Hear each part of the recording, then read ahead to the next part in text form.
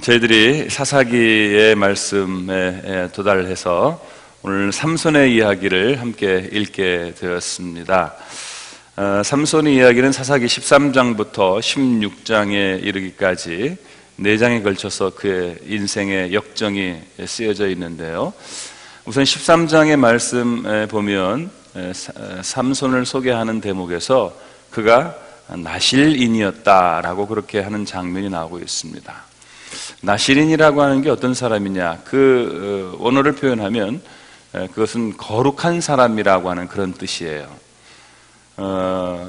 이 거룩한 사람의 규례가 사실 민수기 6장에 잘 나타나 있는데, 이 거룩한 사람 나실인으로 이렇게 딱 따로 규정이 된 사람은 3가지의 특징이 있었습니다. 첫 번째는 뭐냐면 그 몸에 삭도를 대지 않는다. 다시 하면 머리카락을 자르지 않는다는 그런 이야기죠. 아마 뭐 신체 발부는 수지부모라고 하는 그런 우리나라의 생각처럼 아마 하나님이 주신 이 머리카락에 손을 대지 않으므로 내가 하나님 앞에 대한 순수한 믿음과 진실성을 지키겠다라고 하는 그런 표현이었던 것 같습니다. 두 번째는 나실인은 일생 동안 술을 먹지 않는 그런 그 약속을 했던 사람이었습니다. 그래서 포도주나 독주를 절대로 입에 대지 아니하고, 더 나아가서 민수기에 보면은요, 포도의 씨도 먹지 말아라 이렇게 되어져 있습니다. 그만큼 술을 멀리할 것에 대해서 규정을 하고 있고, 세 번째는 시체를 만지지 말아라 이렇게 되어 있습니다. 시체라고 하는 것은 이제 부정한 거 아닙니까? 그러니까 뭐 이 일상의 더러운 것, 추잡한 일들에 연루되지 말고 그것을 가까이 하지 말고 그것을 만지지 말아라, 뭐 이런 뜻이겠습니다. 한마디로 말하면 이 나실인이라는 사람은 날 때부터 거룩하게 구별된 사람으로서 하나님 앞에 드려진 사람이라는 그런 뜻이 있겠어요. 이런 그 나실인은 날 때부터 그렇게 규정된 사람도 있고, 또 자라면서 자기가 나실인으로 살겠다라고 그렇게 서원한 사람도 있는데, 어쨌든 이렇게 나실인이 되게 되면 세상의 모든 어떤 그 쾌락이라든가 또 혹은 즐거운 어떤 연락들을 좀 더 멀리하고 하나님만 열심히 섬기는 사람이 되겠다라고 하는 그런 어떤 그 규정이었습니다. 성경에 보면은 사무엘과 같은 사람, 또 신약 성경에 세례 요한과 같은 사람이 나실인이었다라고 이렇게 되어져 있습니다. 삼손은 하나님께서 그가 태중에 있을 때부터 나실인으로 이렇게 구별한 사람이라고 하는 그 장면이 나오게 되죠. 그래서 이제 나실인으로 그가 태어났습니다마는 아주 대단한 그 용력을 가진, 힘을 가진 그러한 그 장수였습니다. 그가 얼마만큼 힘이 좋은 사람이었는가 하면, 성경에 보면은 그 나귀의 턱뼈 하나를 가지고 블레셋 사람 1000명을 죽이고 또 사자를 찢어 죽인 이런 용력을 발휘했던 것을 알 수 있습니다. 대단한 힘의 소유자였는데요. 이 사람이 14장에 보면은 이제 그 여자에게 반해서 결혼을 하는 장면이 나오는데, 그 여인이 이름이 딥나라고 하는 여인이었습니다. 그런데 이 여인이 블레셋 사람이었습니다. 그 당시에 이스라엘 사람들이 가나안 땅에 들어갈 때 그 가나안은 이미 블레셋 사람들이 점령하고 있었는데 바알신을 섬기는 사람들이었죠. 이방 여인이었어요. 그래서 부모님이 별로 탐탁하지 않게 생각했는데도 기어이 이 여자를 사랑해서 종교와 국경과 또 가문의 반대를 무릅쓰고 막 결혼을 한, 어떻게 보면은 뭐 로맨티스트다 이렇게 말할 수 있겠습니다. 근데 이제 그가 그 와중에 이제 뭐 복잡한 이야기가 좀 있습니다만 여러분들이 읽으셨을 줄로 알고 제가 좀 생략을 하면서 말씀을 드리면, 이제 이 블레셋 아내가 이제 블레셋 사람들의 그 꼬임을 받아서 삼손이 낸 수수께끼를 미리 알려주고, 또 그래서 삼손이 거기에서 그 내기에서 지게 되면서 또 화가 나서 그 사람들을 죽이고, 이것이 도화선이 되어서 결국은 자기 아내도 잃어버리고, 그리고 블레셋 사람들을 이제 1000명이나 죽여버리는, 그걸로 인해서 결국은 삼손이 이스라엘 백성들의 매우 중요한 지도자로 부각이 되는 그런 장면들이 14장, 15장에 나오고 있습니다. 대단한 힘의 소유자로서 하나님께서 그를 사용하셔서 그런 그 개인적인 여러 가지 얽히는 그런 관계 속에서 블레셋 사람들을 죽이고 그리고 이스라엘의 지도자로 서게 되어서 20년 동안 이스라엘의 사사로, 다시 말하면 이스라엘의 영적이고 또 어떤 그 정치적인 그런 그 지도자로 쓰임 받게 된 것을 성경을 통해서 보게 됩니다. 그런데 이제 16장에 접어들게 되면 마지막에 이 삼손이 다시 그 여인에게 좀 빠지는 장면이 나오고 있는데 16장에 두 명의 여인이 나옵니다. 첫 번째 1절에 3절까지는 그 삼손이 이제 아내를 잃어버렸잖아요. 그러니까 이제 그 창녀한테 가서 그 재미를 보다가 블레셋 사람들의 어떤 그 습격을 받게 되는 그런 봉변을 당하게 되고, 또 4절부터는 또 들릴라라고 하는 매우 유명한 여인, 삼손과 데릴라라고 하는 거 아시죠? 이 여인을 만나게 되는데 이 여자도 블레셋 여인이었던 것 같습니다. 근데 이 여자가 얼마나 아름다웠는지 뭐 저도 보지는 못했고 성경에도 잘 나타나 있지는 않지만 하여튼 이 여자에게 삼손이 뻑 갔습니다. 완전히 갔어요. 그래가지고 블레셋 사람들이 이 데릴라를 통해서 도대체 삼손의 이 힘의 원천이 뭐냐, 어떻게 하면 그를 사로잡을 수 있느냐라고 하는 이런 그 정보를 당신이 알려주면 우리가 많은 돈을 너한테 주겠다, 이렇게 이제 그 유혹을 해서 이 여인이 이 삼손에게 계속해서 당신의 힘의 근원이 어디서 나오는 겁니까? 자꾸 이렇게 이제 묻게 되죠. 그래서 잘 안 알려주려고 하다가 하도 자기가 좋아하는 여인이 자꾸 이렇게 요구하고 또 알려달라고 그러니까 처음에는 뭐라고 말했냐면 마르지 않는 활줄 있죠. 활줄 7개를 가지고, 그러니까 젖은 활줄 7개를 가지고 나를 묶으면 내가 힘을 못 쓴다. 그러니까 이 여인이 이제 그것을 블레셋 사람들에게 알려주고, 그 블레셋 사람들이 와가지고 삼손이 자는 중에 몸을 그 활줄로 묶은 거예요. 그래도 삼손이 힘을 가지고 그 활줄을 묶고 블레셋 사람들을 이제 쳐 이기니까 이 데릴라가 또 삐진 거예요. 그래가지고 당신 왜 나한테 거짓말을 했느냐, 그러니까 다시 한번 진실을 얘기해줘라. 그러니까 요번에는 한 번도 사람을 묶지 않은 새로운 밧줄로 나를 묶으면 그 밧줄로 내가 힘이 없어진다, 또 이렇게 거짓말로 가르쳐 주게 되죠. 똑같은 일이 또 반복이 됩니다. 그러니까 성경에 보면은 또 세 번째 또 데릴라가 또 막 신경질을 부리면서 이럴 수가, 당신이 정말 날 사랑하는 게 맞냐라고 그러면서 또 삼손에게 당신의 힘의 근원이 어디 있는지 나에게는 좀 가르쳐 줘야 되지 않느냐라고 이렇게 얘기를 합니다. 그러니까 이제는 삼손이 조금 마음이 동했던 것 같아요. 그러니까 드디어 머리 쪽으로 왔습니다. 근데 진짜는 얘기 안 하고 머리카락 7개를 가지고 배틀에 날줄에 묶어서 함께 이것을 짜게 되면, 그렇게 되면 내가 힘이 없어진다, 뭐 이런 얘기를 하게 돼요. 근데 또 그렇게 했는데 또 삼손을 잡으려고 또 온 거죠. 그러니까 이렇게 자꾸만 여인이 이야기를 하고 또 블레셋 사람들이 그걸 통해서 잡으러 오고, 여인이 이야기하고 잡으러 오고, 이 여인이 지금 자기를 죽이려고 하는 걸 알까요, 뭘까요? 이 삼손이 바보가 아닌 이상 여자가 지금 나를 잡아 죽이려고 한다는 사실을 알고 있음에도 불구하고 도대체 왜 이러는 걸까요? 왜 이러는 거예요 도대체? 삼손이 왜 이렇게 해야 되는지 저도 이유를 모르겠어요. 근데 가만히 생각해 보면은 남자의 심리가 그럴 수 있다고 생각합니다. 예를 들면 이 사랑에 이제 완전히 이제 몸을 맡기게 되면 17절에 이런 얘기는 진심으로 삼손이 얘기해 줬다 그랬어요. 진심으로.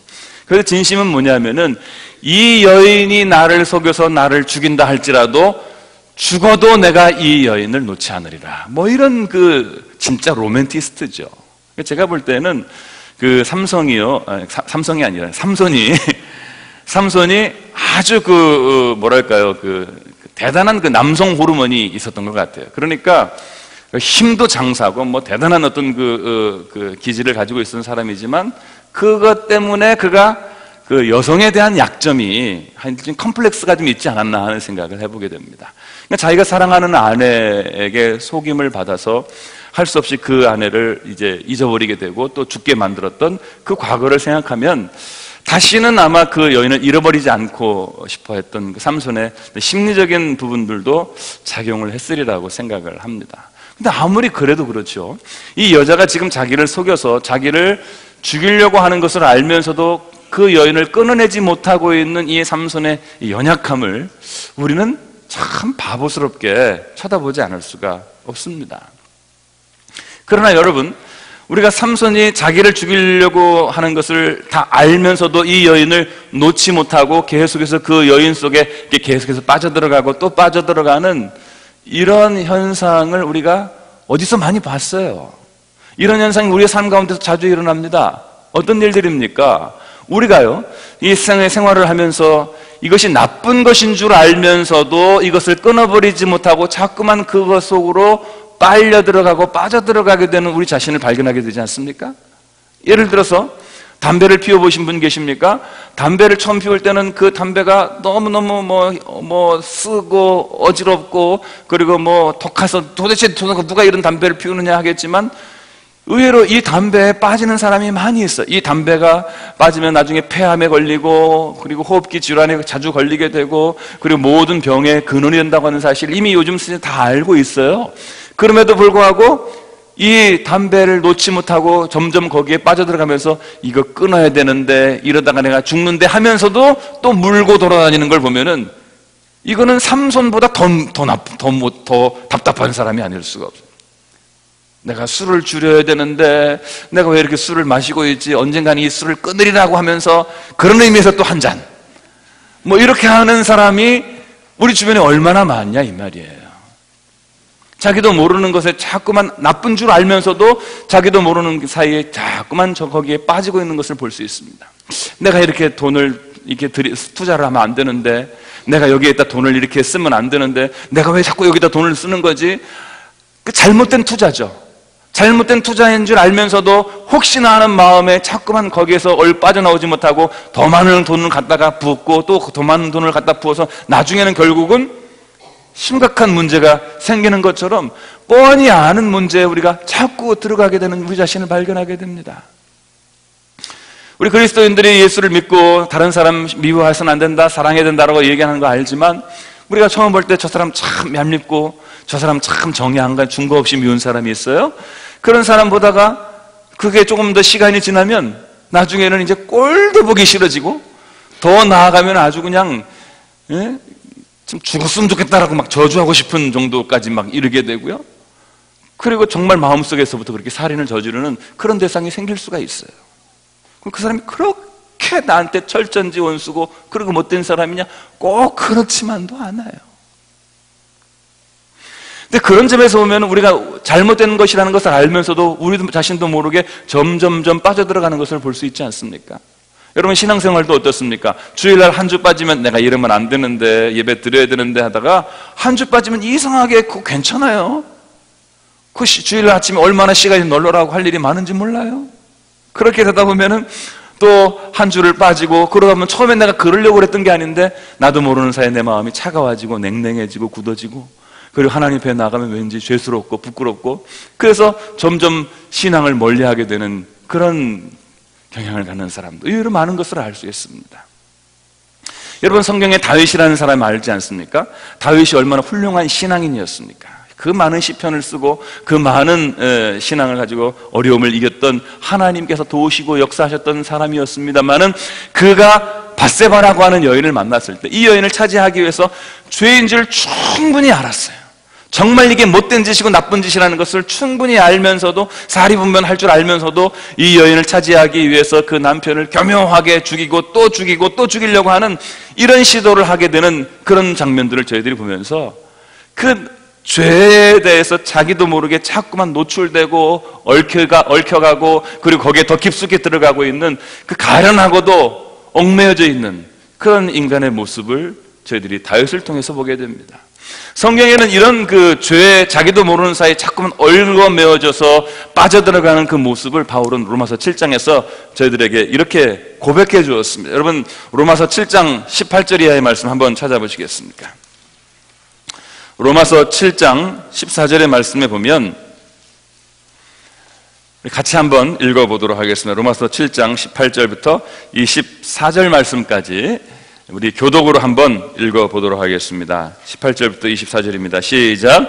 내 속 곧 내 육신에 선한 것이 거하지 아니하는 줄을 아노니 원함은 내게 있으나 선을 행하는 것은 없노라.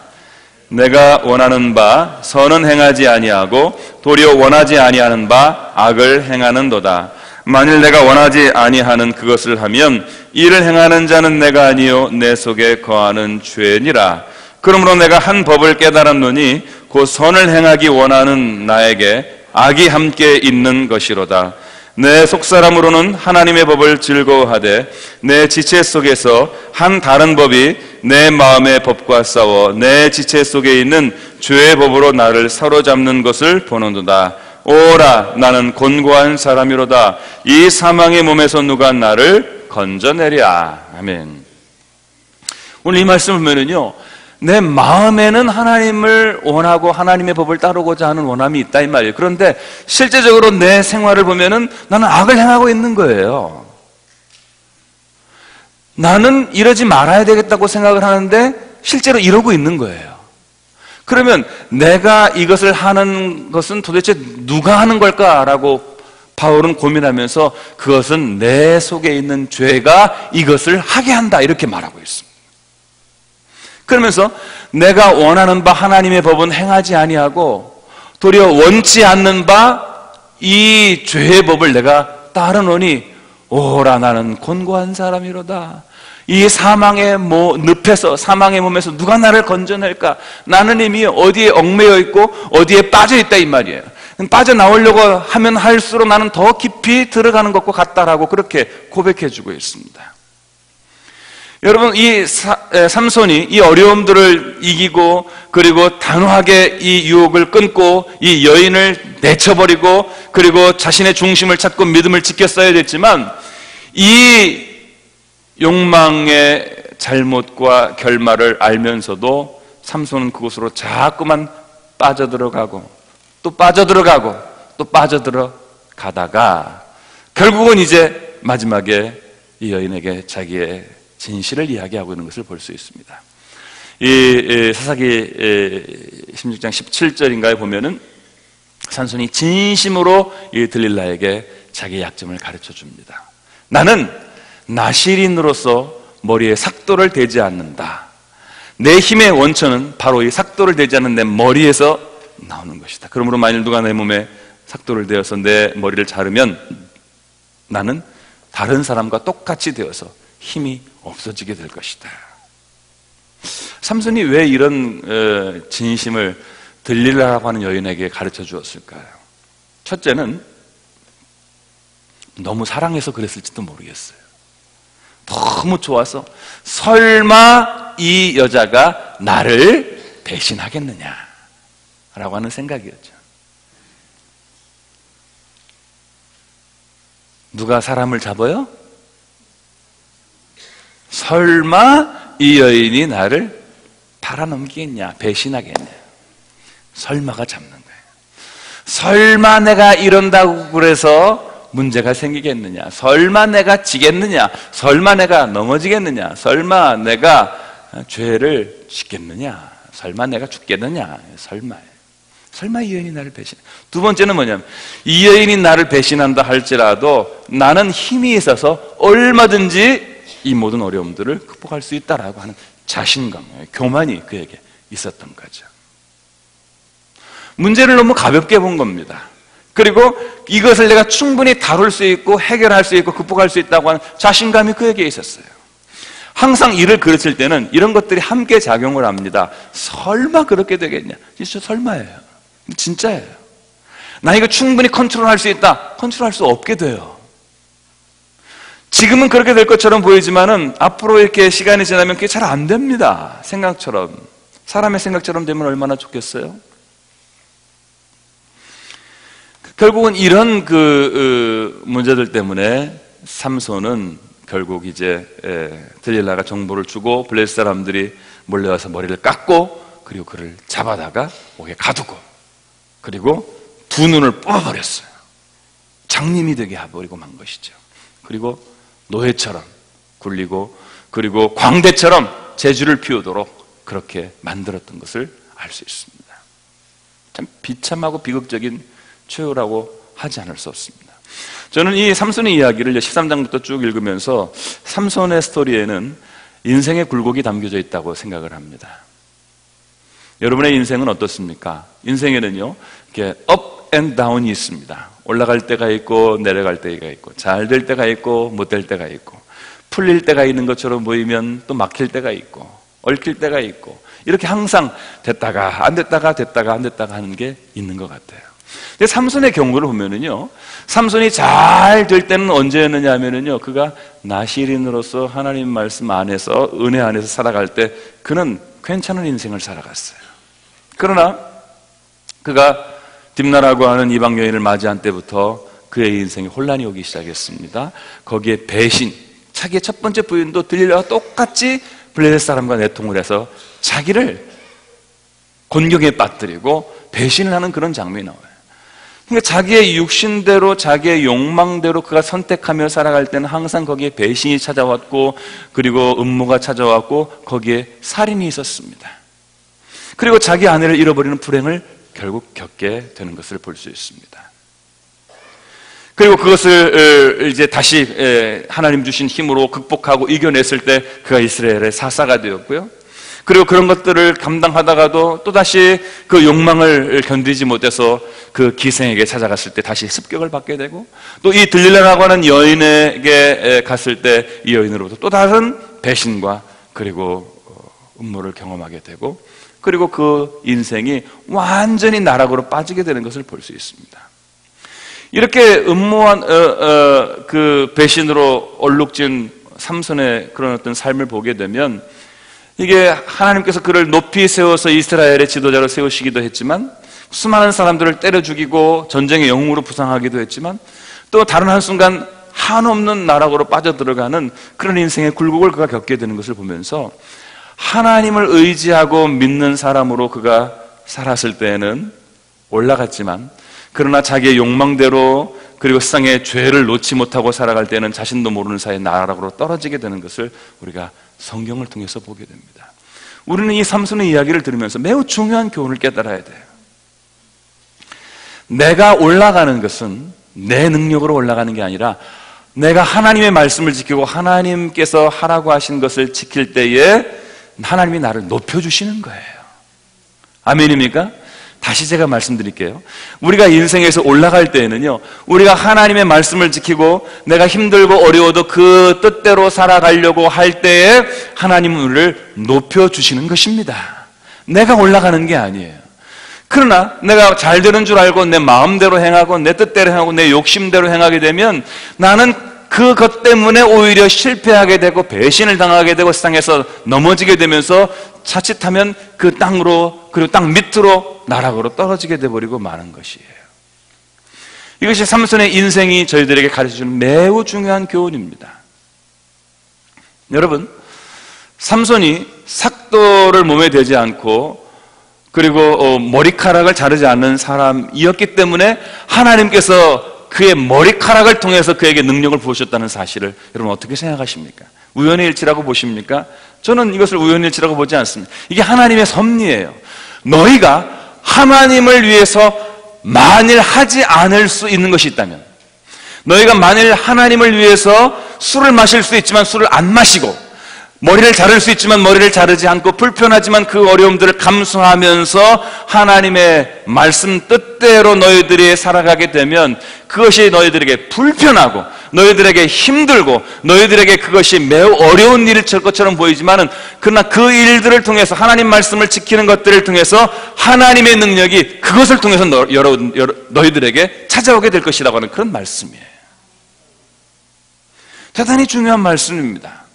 여러분이 예수를 믿으면서 신앙생활을 하다가 나시린과 같은 하나님으로부터 구별된 사람이 될 수 있습니다.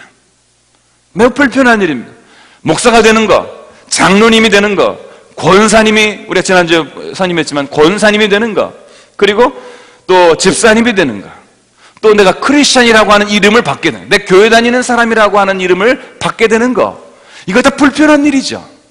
그래서 여러분 불편하셔서 세상에서 믿는 사람이 아닌 것처럼 행동하시고 집사가 아니고 권사가 아닌 것처럼 그렇게 행동하실지는 모르겠습니다만은 어쨌든 불편한 건 사실입니다. 그것뿐입니까? 우리가 주일날에는 어차피 주일날 또 다 포기하고 주일날 하나님 앞에 나와서 1시간 동안 꼼짝없이 말씀을 들어야 됩니다. 예배를 드려야 된다고 배웠습니다. 이거 매우 불편한 일입니다. 생활에서 물질에서 우리가 하나님 앞에 11조를 떼어서 하나님의 것으로 드려야 된다고 하는 이런 어려운 헌신을 우리가 하도록 그렇게 하나님께서 우리들에게 요구하십니다. 그뿐만입니까? 성경에 여러 가지 말씀들이 있지 않습니까? 하나님의 말씀 직대로 이웃을 사랑하고 어려운 사람을 돕고 봉사하고, 그리고 내가 정말 좋은 신앙, 내 인생의 가치를 내 자신에게만 두는 것이 아니라 하나님 나라를 위해서, 믿지 않는 사람들을 위해서, 그리고 일상에 정말 하나님 나라를 이루기 위해서 내 인생의 방향과 비전을 새롭게 설정해야 되는 불편함들이 나한테 있죠. 그런 그 나시린에게 주어졌던 규례처럼 우리가 믿는 사람으로 우리에게 여러 가지 장애가 있고 금제가 있고 여러 가지 하지 말아야 될 것들이 있어서 우리가 불편하게 여겨질지도 모르겠습니다. 그러나 여러분, 이 하나님을 위해서 여러분이 불편하신 이것이 하나님의 능력이 나오는 통로라는 사실을 기억하시기를 주의 이름으로 축원합니다. 이게 하나님의 능력의 통로예요. 나시린으로 그가 머리를 깎지 않았던 바로 그것이 삼손이 위대해질 수 있었고 전쟁에서 이길 수 있었고 이스라엘의 지도자가 될 수 있었던 단 한 가지의 요건이었다는 사실을 우리가 성경을 통해서 보면은 삼손이 얼마나 보잘것없는 사람이었는가를 우리가 알 수가 있게 됩니다. 삼손에게 힘 빼면 남는 게 뭐가 있어요? 삼손에게 힘 빼면 남는 게 뭐가 있습니까? 잘생겼을까요? 별로 잘생긴 것 같지도 않겠어요. 모르죠. 식스팩이 있어가지고 쫙 근육 딱 잡히고 막 그래요. 머리 쫙 기르면은 뭐 진짜 뭐 멋있는 사람이었던 것처럼 보일지도 모르겠지만, 그러나 제가 힘 빼면 표잘 것이 없는 사람이었습니다. 그런데 그 힘이라고 하는 것도 그냥 머리에서 나오는 아주 단순한, 그 원래 무슨 뭐 그 자신이 잘난 게 아니에요. 하나님이 주신 힘이었어요. 여러분, 우리가 주님 때문에 이 세상에서 제한을 당하고 주님 때문에 이 세상에서 우리가 재미가 없고 주님 때문에 우리가 자유롭지 못한다 할지라도 사실은 그 주님 안에서 살아가는 것이 여러분 진정한 자유고 진정한 해방이고 주님 안에 있는 것이 진정한 축복이라는 사실을 기억하시고 믿으시고 경험하시기를 주의 이름으로 축원합니다. 제가 지난 주 중에 저녁에 감자탕 집에 갔습니다. 여러분 감자탕 드십니까? 저 감자탕 가끔 먹는데, 감자탕 이 집은 얼마나 잘하는 집인지 제가 처음 간 집인데, 와, 한 10대평 정도, 한 20평 될라나 안 될라, 그 감자탕 집에요 사람이 그냥 꽉 찼어요. 들어가니까 딱 한 자리 남았더라고. 어떻게 그것도 문지방 앞에, 문 옆에 바로 앉아. 그 자리밖에 안 남아요. 문 열면 춥고 문 닫으면 다시 따뜻하고. 그런 그 자리밖에 안 남았어요. 그래서 나갈까 하다가, 아니 도대체 여기는 얼마나 사람이 막 이렇게 얼마나 맛있길래 이렇게 사람이 많냐 그러고 탁. 그래서 내가 쭉 보니까 막 얼마나 막 와글와글와글, 자리도 촘촘히 붙여놔가지고 와글와글와글와글 개굴개굴개굴 하는 것처럼 그냥 사람 얼마나 많은지 몰라요. 그래서 제가 앉아서 쭉 둘러보니까 사람들이 두 가지 공통점이 있던데, 전부 다, 첫째 공통점은 뭐냐? 전부 다 감자탕만 먹는다는 사실. 그럼 이 집 감자탕 집이니까 그렇겠지. 두 번째는요, 모든 테이블에 초록색 병을 모시고 있더라고요. 이게 뭘까요? 왜 이러는 걸까요? 전부 다 초록색 병을 모시고 있어요. 한 병, 두 병, 어떤 데는 네 병, 어떤 데는 6병까지 모시고 있어요. 그래서 제가 그거 보면서 그러니까 한 저녁 한 7시쯤 됐으니까 이제 퇴근 시간 되었고, 젊은 애들도 많더라고요. 전부 다 한 상도 빠짐없이 전부 다 초록색 병을 모시고. 그러니까 이게 그걸 위해서 감자탕을 먹으러 간 건지 감자탕을 먹다가 그게 생각난 건지는 모르겠지만, 하여튼 우리 한국 사람들의 이 풍경이 이와 같다. 요즘 이 시대가 이와 같다고 말할 수 있어요.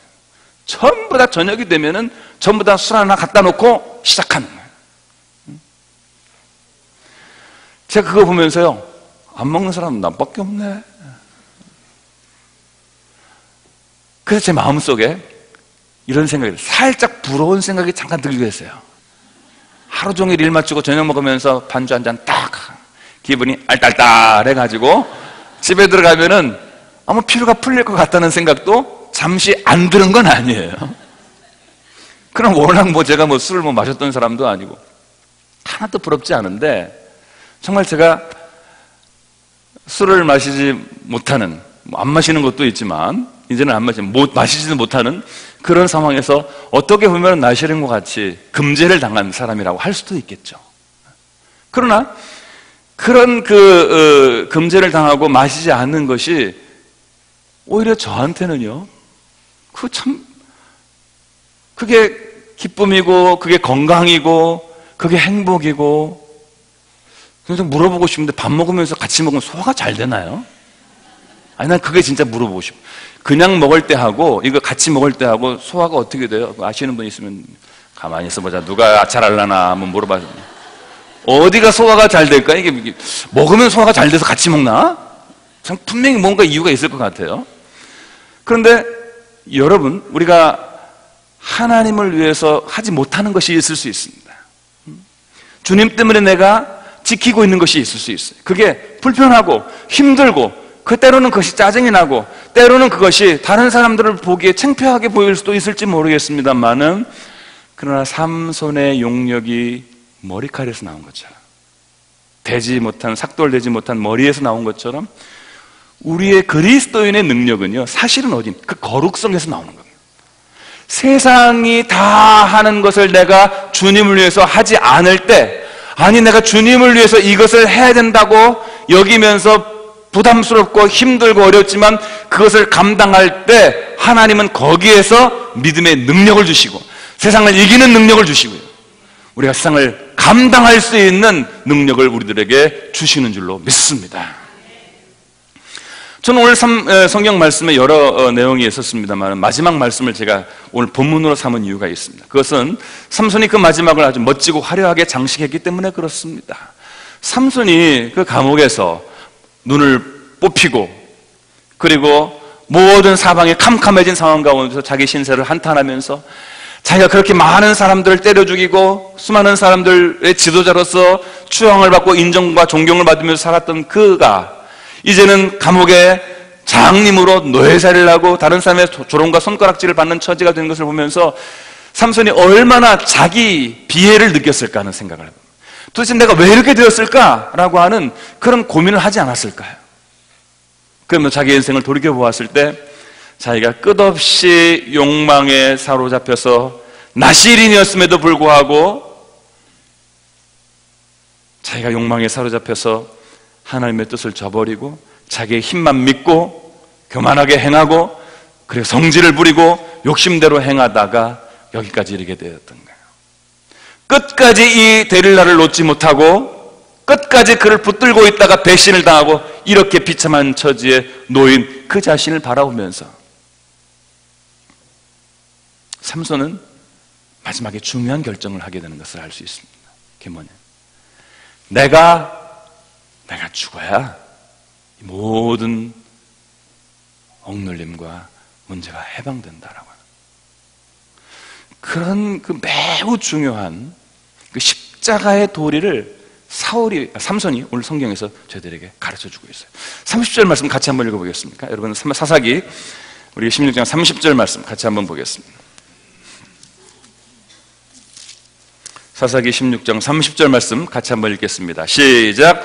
삼손이 이르되 블레셋 사람과 함께 죽기를 원하노라 하고 힘을 다하여 몸을 굽히매 그 집이 곧 무너져 그 안에 있는 모든 방백들과 온 백성에게 덮이니 삼손이 죽을 때 죽인 자가 살았을 때 죽인 자보다 더욱 많았더라. 아멘.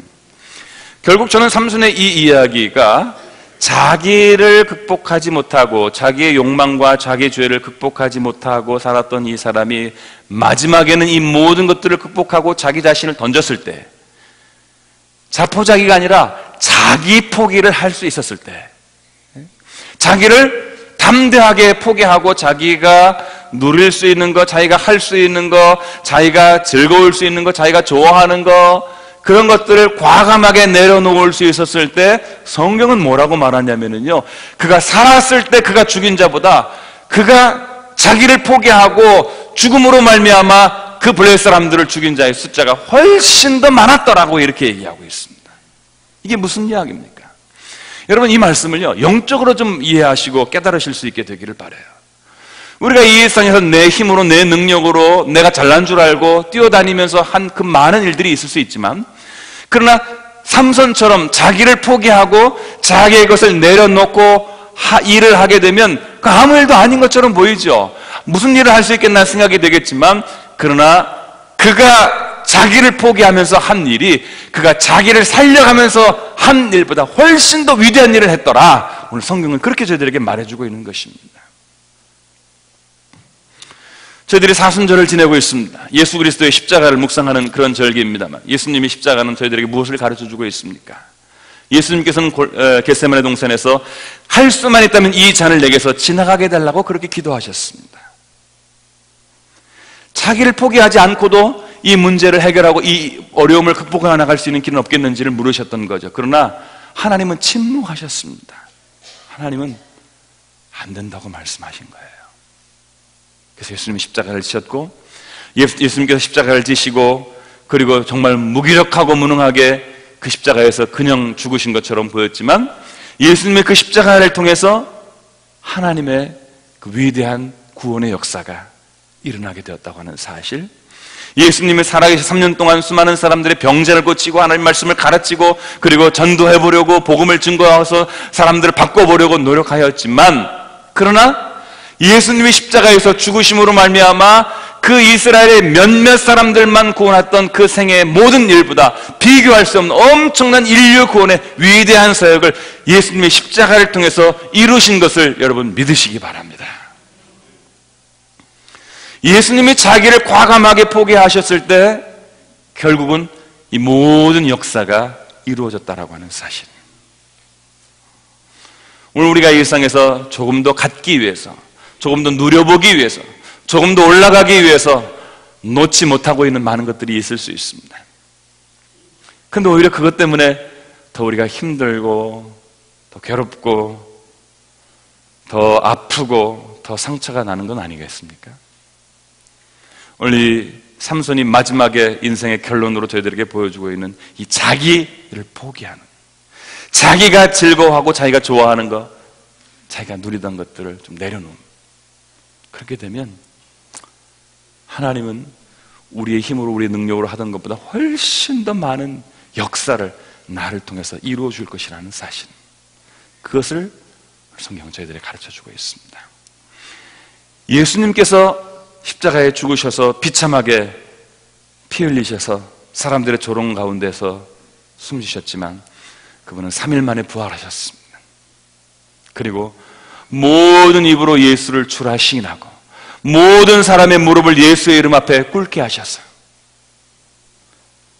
하나님 아버지께 영광을 돌리게 하는, 하나님 우편에서 정말 다시 이 세상을 다스리는 그러한 왕의 왕이 되신, 온 인류를 다스리시는 우리의 주님이 되셨다는 사실을 여러분 기억하시고요, 이 예수님의 십자가, 이 삼손의 자기 포기를 늘 기억하면서 우리가 어떻게 하는 것이 인생을 올바로 사는 길이고 어떻게 사는 것이 정말 내 인생에서 위대해지는 것인가 하는 것들을 깊이 묵상하시는 가운데 삼손이 주는 깨달음이 여러분들에게 꼭 있으시기를 주님의 이름으로 축원합니다.